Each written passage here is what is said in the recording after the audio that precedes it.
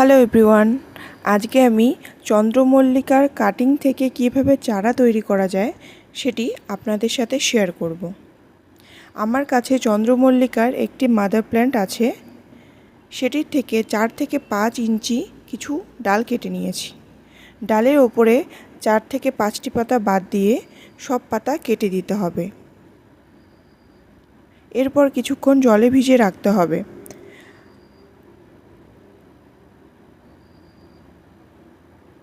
আমরা যেই বালিতে ডালগুলো বসাবো সেখানে কোনো কিছু অ্যাড না করলেও চলবে, শুধু বালিটা পরিষ্কার করে ধুয়ে নিতে হবে। কিছুটা রুটিং হরমোন পাউডার লাগবে, এটি ডালে রুটস নিয়ে আসতে সাহায্য করে। এবার কাটিংগুলির মধ্যে হরমোন পাউডার লাগিয়ে বালিতে বসিয়ে দিতে হবে।